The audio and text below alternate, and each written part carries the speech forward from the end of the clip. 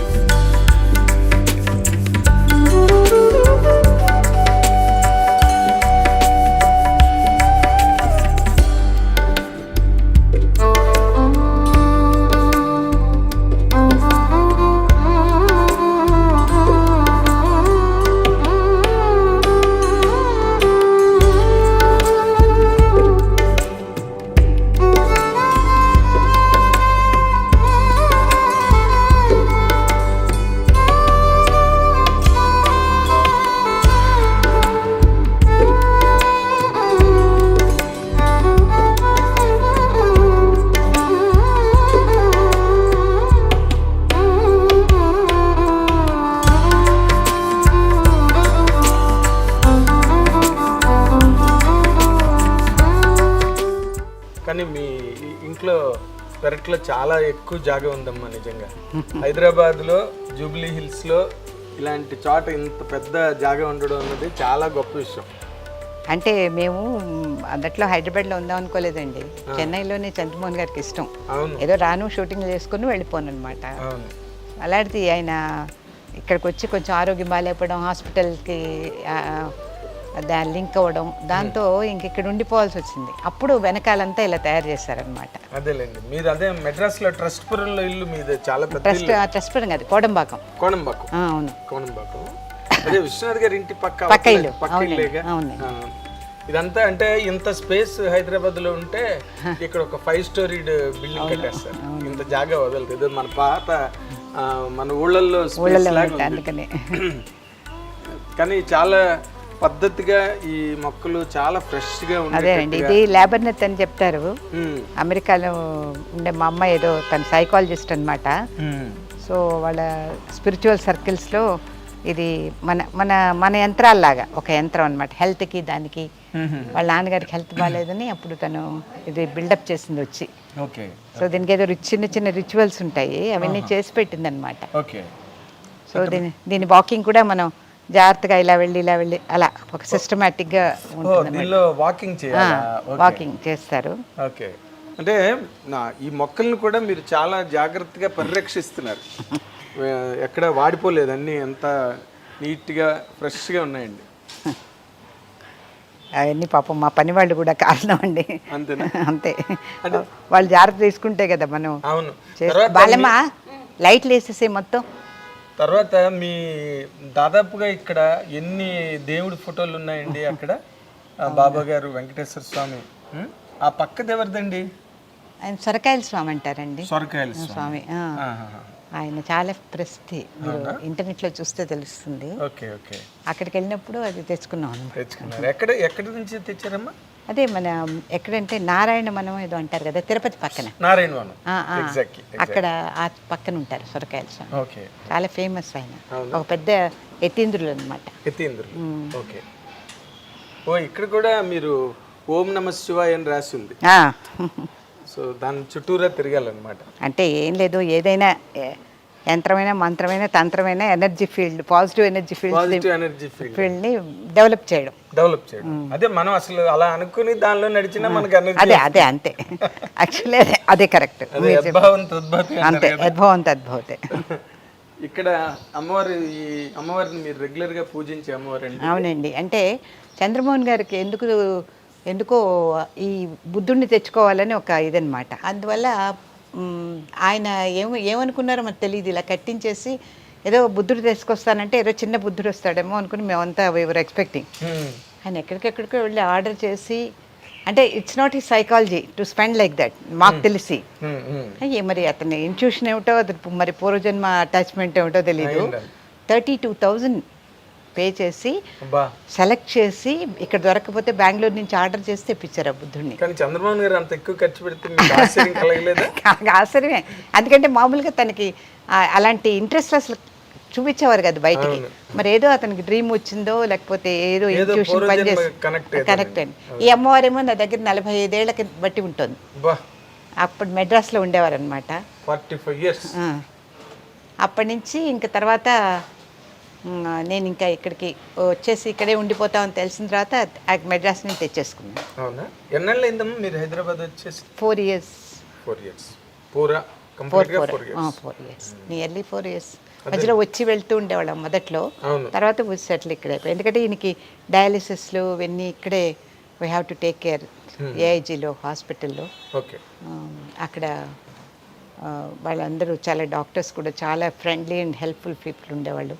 Thanks to them. ఆయన అంతకాలం extension జరిగింది లైఫ్ అంటేనే అది we have to say thanks to them అనమాట. సాయిరామ్ గారు, డాక్టర్ సాయిరామ్ గారు, ఆయన team, they worked beautifully. So ఏదో ఇంకా లాస్ట్లో ఇంకా ఆయన హీ కుడ్ నాట్ సస్టైన్, అంత పెయిన్ భరించలేకపోయారు. It was a very painful process. అందుకని ఇంకా లేకపోతే జనరల్గా అయితే ఇట్ వాజ్ ఇంకొక 2-3 ఏళ్ళన్నా ఎక్స్టెన్షన్ ఉంటుందని అనుకున్నామండి. మేము కూడా ఎక్స్పెక్ట్ చేయలేదండి ఎవరైనా చంద్రమోహన్ గారు అంత. ఎందుకంటే ఆయన ఎప్పుడు చలాకీగా, యాక్టివ్గా, హుషారుగా ఉండే మనిషి, హ్యాపీగా ఉండే మనిషి. ఇది కరెక్ట్ మాట, హ్యాపీగా ఉండే మనిషి. ఎప్పుడు ఆయనలో కోపం గట్ట ఎప్పుడు చూడలేదండి. అంటే మీరు బయట వాళ్ళు చూడండి, ఇంట్లో వాళ్ళకి తెలుస్తాయి కదా. కానీ ఎప్పుడు what ever it is, he was a pleasant person to live with actually. Even studio షూటింగ్లో అది కూడాను ఆయన హీరోయిన్స్ వాళ్ళందరూ నాకు చెప్పేవాళ్ళు అనమాట. సో హ్యాపీ అండి ఆయన ఉన్నారంటే మేము నవ్వుతూనే ఉంటాం అందరం అని. అండ్ వాళ్ళ ఫుడ్ క్యారేజీలు లాక్కుని తినేస్తే ఒక్కటే కంప్లైంట్ తప్ప ఆయన మీద వాళ్ళకి అదర్వైజ్ కంప్లైంట్స్ ఉండేవి కావు. అంటే మీరు ఇంట్లో కూడా మీరు అన్ని రకాల వంటకాలు చేసేదండి. చాలా ఈజ్ ఏ ఫుడీ. ఒక రకంగా అదే పాపం తనకి హార్మ్ఫుల్ కూడా అయింది హెల్త్కి. It was not advisable actually. ఆయనకి కొంచెం కంట్రోల్ ఉండుంటే ఇదంతా సిస్టమ్ అంతా పాడేది కాదని అనేవారు డాక్టర్లు. బట్ సమ్ అఫ్ కోర్స్ అలాగే ఆయన 83 years. అంటే అడ్వాన్స్డ్ ఏజ్ లో, అంటే ఆఫ్టర్ 60 కూడా ఫుడ్ తగ్గించుకోలేదు. అసలు ఆయనకి ఆ ఫుడ్ డిసిప్లిన్ లో అవన్నీ నచ్చవు, చెప్పినా కూడా వినరు. ఆయన హ్యాపీ ఎందుకంటే మేము షూటింగ్ లో కూడా చూసేవాళ్ళం కదా. చాలా అసలు ఎంత బాగుందంటే ఈ వాతావరణం. అంటే ఏదో ఎక్కడికో మన ఫామ్ హౌస్లు గట్ట ఉంటాయి చూడండి, దూరంగా కడుతున్నారు. మీరు పట్టణంలో, మహాపట్టణంలో, నగరంలో ఇంత పెద్ద పెద్ద కాంక్రీట్, మన వాళ్ళు అంటారు చూడండి కాంక్రీట్ మహారణ్యం అని. అవును, కాంక్రీట్ మహారణ్యంలో చాలా బాగుందండి నిజంగా. సో కానీ ఈయన చంద్రమోహన్ గారి ఫోటో అక్కడ పెట్టడం మాత్రం అంటే మా కృష్ణ ఇక్కడ మేము ఫిలిం నగర్లో ఆయన పోయిన తర్వాత అది అప్పుడు ఫంక్షన్ చేసినప్పుడు అక్కడ పెట్టిన ఉందన్నమాట. మా అమ్మాయి ఇక్కడ కావాలని అడిగి తీర్పించుకుంది. అసలు మంచి ఎంత లైఫ్ వచ్చిందంటే లోపలికి రాగానే ఏదో చంద్రమోహన్ గారు ఎదురుగుండా ఉన్నారు అన్నంత లైఫ్ ఉంది అందులో ఫోటోలు. ఆ రోజు కూడా మీరు ఆ రోజు మీటింగ్లో పెట్టారు కదా, పెట్టినప్పుడు నాకు ఆయన ఓల్డ్ ఏజ్ ఫోటోగ్రాఫ్ పెడితే నచ్చలే. చంద్రమోహన్ గారు ఈజ్ ఆల్వేజ్ యంగ్, అట్లాగే ఉండాలి. అవునండి, దాదాపు నాకు తెలిసి కూడా కెరీర్ వైజ్ ఆయన ఒక 35 years లాగా ఒక 20 years మెయింటైన్ చేశారండి. అంత ఏజ్ వచ్చినా కూడా కనబడేది కాదు, కనబడేది కాదు. ఆ హెయిర్ స్టైల్ గాని మొత్తం ఈ కుడ్ అంటే మెయింటైన్ చేశారంటే పోనీ అలాంటి పర్సనల్ డిసిప్లిన్, చాలా జాగ్రత్తలు తీసుకోవడం అది కూడా లేదు. లేదు, అతను న్యాచురల్గానే అంటే ఒక జనరల్గా బై బేసిక్గా ఆయన ఏంటంటే ఒక రైతు బిడ్డ. హీ వాజ్ ఆల్వేస్ అలాగే మిగిలారనమాట. న్యాచురల్గా ఉండడం అసలు ఏది కూడా ఒక చిన్న ఇంట్లో ఉంటే ఒక మేకప్ కానీ ఏదైనా ఎవరో వస్తున్నారన్నా ఏమున్నా nothing. He was so natural. అని నచ్చదు కూడా అలాంటివి. అదే మామూలుగా ఆయన వ్యక్తిత్వం, మాట తీరు అవన్నీ డౌన్ టు ఎర్త్ అండి. ఏది భాషజాలు అంటే మనసులో ఒకటి పెట్టుకుని బయట కొట్టి మాట్లాడడం, అసలు ఎవరి కోసం మనం బిహేవ్ చేయడం ఆయనకి లేదండి. అసలు లేదు. True to himself. True to అదేమిటో తనకు అలా చాలా ఇష్టం అలాగే ఉండడం. And he was actually Madras like చేయడానికి కూడా అదే మెయిన్ కారణం. ఇక్కడైతే హైదరాబాద్లో కొంచెం వీ హ్యావ్ టు మెయింటైన్ ఒక ఇక్కడ కొంచెం లౌక్యాలు గట్ట కాదు. మెడ్రాస్ అయితే ఆయన ఇలా లుంగి కట్టుకుని వెళ్ళిపోయి అరటిపళ్ళు తెచ్చేసుకోవచ్చు, అదే ఆయన ఆనందం. నాకు తెలుసండి, నేను I have seen him like that. Yeah, that's how it was. ఆయన అంటే నేను అప్పుడు మెడ్రాస్లో మీ ఇంటికి వచ్చిన అప్పుడప్పుడు వచ్చిన టైంలో బయట ఈ బైసప్స్ గట్ట ఉండేవండి. అవును, అంటే అప్పట్లో ఏదో క్యారెక్టర్ కోసం ఈ యూస్డ్ అలాగే కరసాం నేర్చుకున్నారు ఇంట్లోనే ప్రాక్టీస్ చేసి. ఏ సినిమాకి నేర్చుకున్నారండి? జ్ఞాపకం లేదండి నాకు. చాలా జనరల్ గా నేర్చుకుని ఉంటారు. కాదు, సినిమాకి అవసరం, ఒక సినిమాకి ఏదో అవసరం నేర్చుకున్నారు. చాలా ఈ become an expert in that also. ఏది నేర్చుకున్నా ఆయన నేర్చుకోవాలనుకుంటే క్షుణ్ణంగా నేర్చేసుకోవాలి అంతే.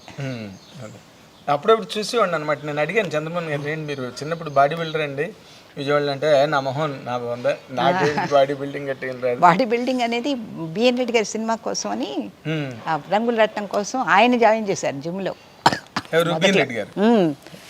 జాయిన్ చేసి అక్కడ తీరా పాపం ఆయనకి షూటింగ్ టైంకి ముందు టైఫాయిడ్ వచ్చింది.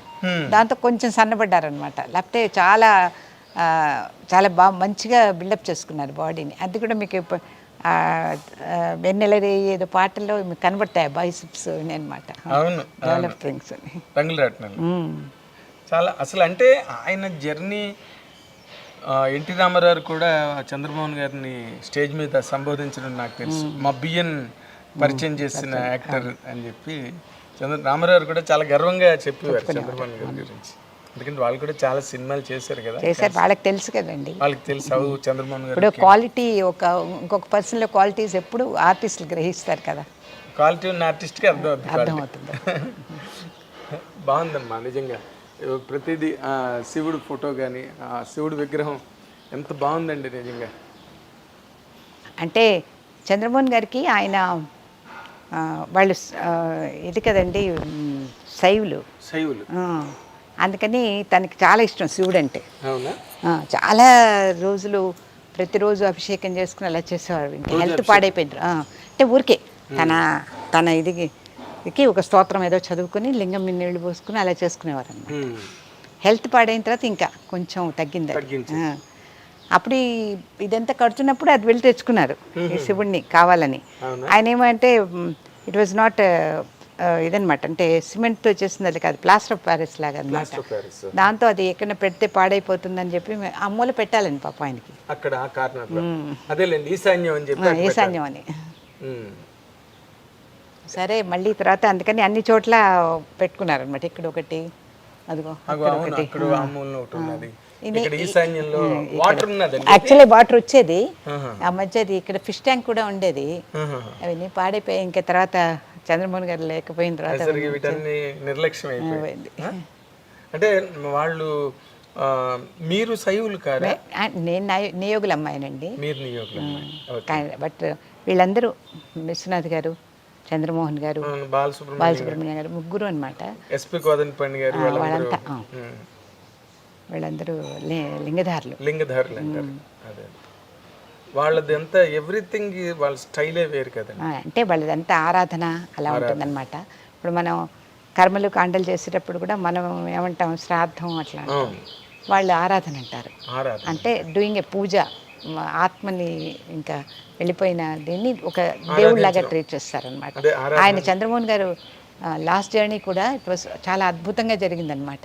యాక్చువల్లీ మారేడు దళాలు వేసి అందరూ వచ్చి అవి మొత్తం అన్ని చదువుతూ అలా అన్నమాట. నమ్మకం చమకం మహారుద్రం అన్ని చదువుతూ. కానీ ఆ టైంలో అయితే నార్మల్గా చదవరు కాదండి, చేస్తారు, వాళ్ళు చేస్తారు, లింగధారులు చేస్తారు. అదే అంటే వాళ్ళు దైవత్వం ఆపాదిస్తారనమాట. అందుకని వాళ్ళు చేసే ఇవన్నీ కూడా క్రతువులన్నీ కూడా అట్లా ఇప్పుడు ఈవెన్ మన తిథి చేస్తాం కదా, అప్పుడు కూడా పిలిచి హస్తార్చన పాదార్చన బ్రాహ్మలకి అంటే లింగధారులైన వాళ్ళని పిలుస్తారు. పిలిచి హస్తార్చన పాదార్చన అన్నీ చేసి గౌరవించి భోజనం పెట్టి పితృదేవతల్ని తలుచుకుని 3 తరాల వారిని చేస్తారు. కానీ వేరే రకంగా చేయరు. అలా అన్నమాట. అంటే ఇప్పుడు మీరు ఈ శివార్చన శివలింగార్చన ఇవన్నీ చంద్రమోహన్ గారు బాగా బిజీగా ఉన్న రోజుల్లో కూడా చేశారండి? అంటే ఈ రోజు కొంచెం సేపు ఒక 10 నిమిషాలు పూజ చేసుకుని కానీ వెళ్ళేవారు కాదు. ఆయన శంఖం ఊదడం అవన్నీ ఆయనకు చాలా ఇష్టం. అదే విశ్వనాథ్ గారి ఇంట్లో కూడా ఎప్పుడో ఉదయాన్నే వెళ్తే విశ్వనాథ్ గారు శంఖం ఊదుతుండేవారు. అందరికీ ఉండేది. మేము అనుకునే వాళ్ళం బయట నిలబడి విశ్వనాథ్ గారి శంఖం ఊదడం ఇంకా అయిందా అని అడిగేవాళ్ళం అనమాట. అలాగే అదైతే కానీ పూజ అవనట్టు కాదు. అవును. చంద్రమోహన్ గారికి కూడా ఉందన్నమాట. చాలా చాలా అంటే మీరు నాకు చెప్తున్న దాని ప్రకారం ఆయన ఎంత ట్రెడిషనల్ లివింగ్, అంటే ట్రెడిషనల్ లివింగ్ అని కాదు కానీ తనకి నమ్మకం కొన్నింట్లో ఉండేది. కొన్నిటిని మూఢాచారాలను కొట్టిపారేసేవారు. అందుకని ఇది కరెక్టా ఫుల్గా ట్రెడిషనల్ అని చెప్పలేము. మోడర్న్ లైఫ్ అనేది కూడా ఆయన ఎప్పుడు దేనికి కాదనేవారు కాదు. Okay, that's use to move on with that. అంతేగాని పట్టుదలగా ఉండడం లేకపోతే అలాంటిది లేదు. అంటే రాడికల్గా ఏ ఇష్యూస్లో ఉండేవారండి నార్మల్గా? అంటే రాడికల్గా అంటే అదే మీరు ఇందాక కొంత ట్రెడిషన్ మూఢాచారాలు గట్ట నమ్మేవారు కాదు అన్నారు కదా. ఆయనకి నమ్మకం అనిపించిన చేసేవారు. అసలు ఇంకొకటి ఏంటంటే చంద్రమోహన్ గారి గురించి నా అబ్జర్వేషన్లో ఇంతకాలం అతనితో జీవించడం వల్ల నాకు తెలిసిన ఇదేంటంటే ఆయన హీజ్ ఎ డైరెక్టర్స్ ఆర్టిస్ట్ అండి. అది అతనికి వచ్చేసింది. ఎవరు పక్కన ఉంటారో వాళ్ళ ఇన్ఫ్లుయెన్స్ ఆయన మీద ఎక్కువ ఉండేది. అంటే ఎలాంటి వాళ్ళు దగ్గర వాళ్ళు ఉంటారో వాళ్ళ మీద వాళ్ళ ప్రభావం ఉండేది. అందువల్ల ఆయనకి ఎప్పుడు ఈ వాజ్ అలా కెమిలియన్ లాగా సిచ్యువేషన్కి మలుచుకునేవారు అనమాట తను. Flexible, very flexible. ఇలాగే ఉండాలి, నేను ఇదే చెయ్యాలి, ఈ క్యారెక్టర్ చెయ్యాలి, నాకు నాకు ఇలాగే ఉండాలి అన్నది ఎప్పుడు లేదు. పట్టింపు లేదు. తను డైరెక్టర్ చెప్పి కన్సీవ్ చేసి సీన్ చెప్తే చాలన్నమాట. You will go into the character. Hit TV app ని డౌన్లోడ్ చేసుకోండి. ఇందులో short news, live news, entertainment movies అన్ని అవైలబుల్ గా ఉన్నాయి. Please download hit TV app. Hit TV app. Hit TV app ని ఫ్రీగా డౌన్లోడ్ చేసుకోండి.